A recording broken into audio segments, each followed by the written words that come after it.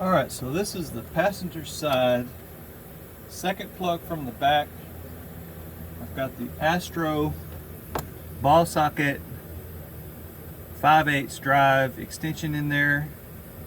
I've already removed the old spark plug and I'm putting in the new one.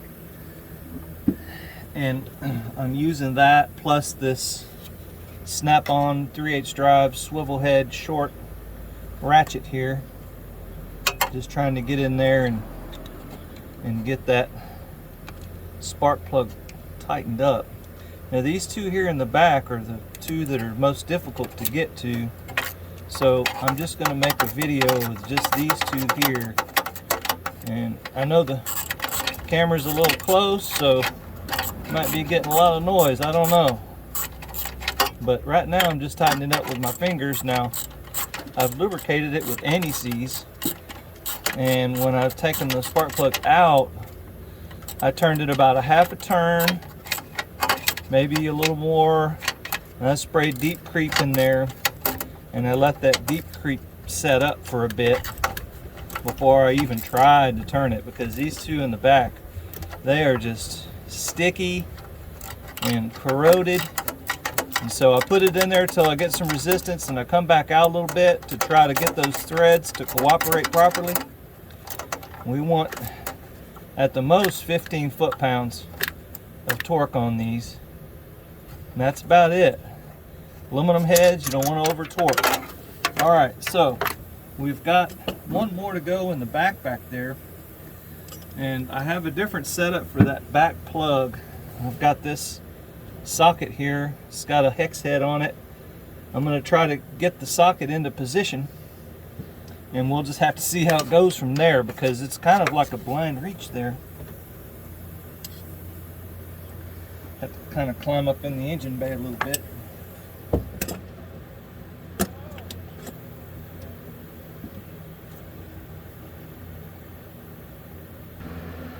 Alright, so with the limited amount of space that I have in here, I decided to take the dipstick out. The dipstick is not that hard to take out, and it will give you the space that you need to get in there, because I can't get my big old fat hand in there. That sucker is tight.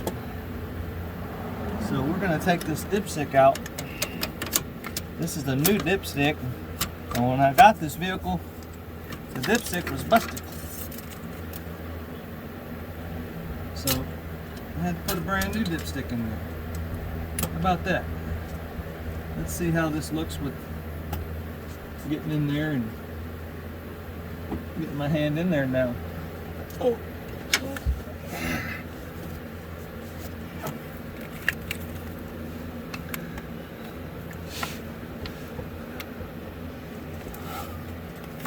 I kind of have to just lay down up here. All right, now I can feel that spark plug. I can get to it. I don't know if y'all can see any of that back there, but that's where we're going. And I can get my hand in there just fine. So I have two options to turn it. I've got my long articulated head wrench, and then I've got this thing here, this 19mm articulated head that'll fit on that socket. I'm going to try my ratchet first, because I can see it. I can see the end of that thing. I don't know if you can see it, but let me put some more light on it. There we go. That might light it up. Let's see here. I got my camera kind of laying down there in the fender. Okay, so that's the end of it there. And stick my wrench on there. See if we can get to it without too many problems. With that dipstick tube out of the way, that makes all the difference in the world. And it's so easy to take that thing off. I'm gonna stick my hand right down in there after that. Okay, get that little feller on there. And just get it started. And click it on. And there we go. Let's see about getting that loose.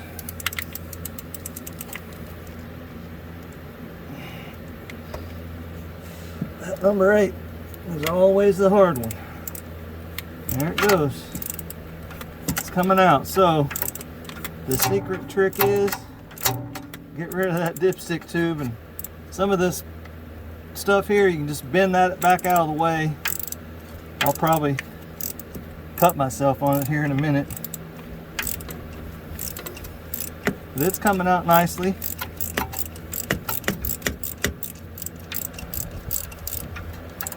If you've got some old cheap head wrench, it's not going to do this. Not enough resistance in the threads for it to click. So this is a good ratchet wrench. This is how you tell. This is where the ratchet wrench head makes the difference. The teeth, if you put too thick of grease in it, it sticks and it won't flow good like this.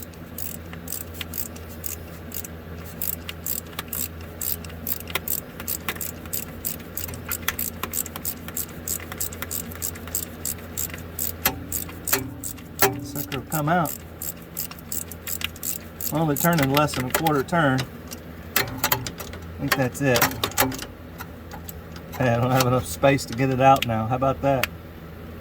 Alright, get rid of this. Just let it fall down. That sucker is a tight one, boy. There we go. There we go. Spark plug still hanging there. Let's take it out with my fingers.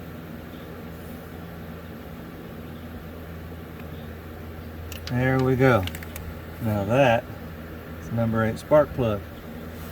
I'll get a new one. That's one of the things I like to look on this number 8 to see if it's ever been changed. And it looks like it's about the same as the other ones. It's got a few miles on it. I'll get this other one. This is going to be a tricky job putting it in there with my fingers, so make sure your fingers are clean and no grease on the end of that plug.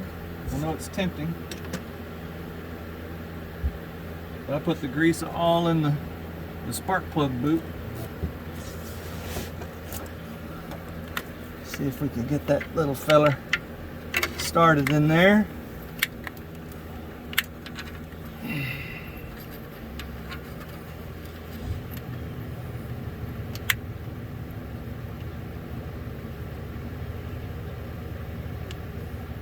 Number 1 is just not dropping it. That's the number 1 thing. Alright, so we've got it started. Got a few turns on it. Started nicely. You know, and then you want to lubricate those threads good, so you kind of unscrew it a bit.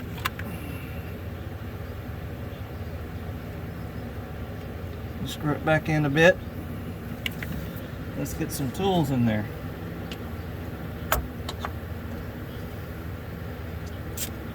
I'm going to leave my long ratchet on there, even though it takes quite a bit of turning to get it to do what we want.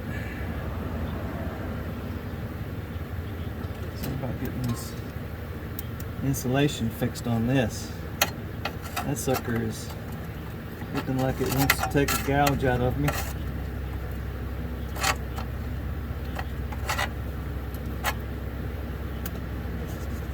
Alright, let's get this sucker in there.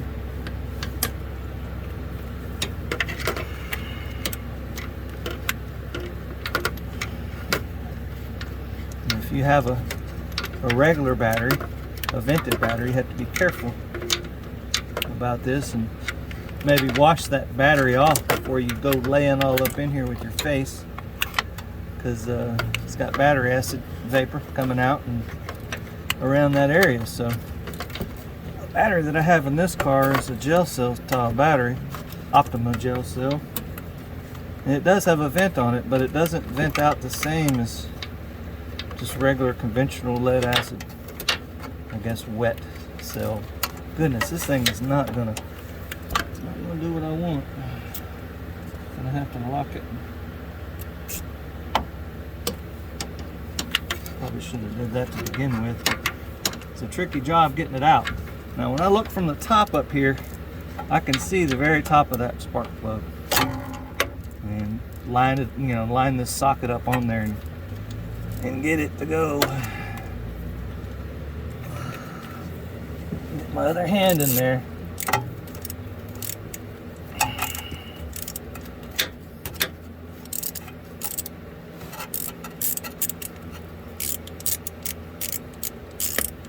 Now if it gets tight, I can just turn it with my other hand. Pretty sure I'm on it.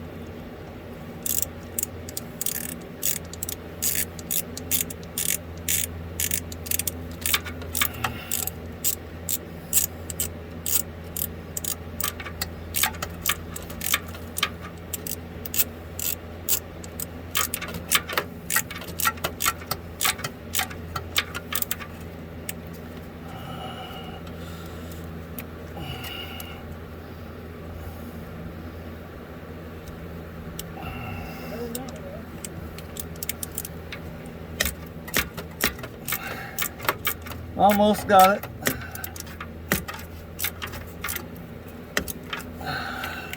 Whew. Whew. Hang on, Bill, hang on. I'm making a video, hang on.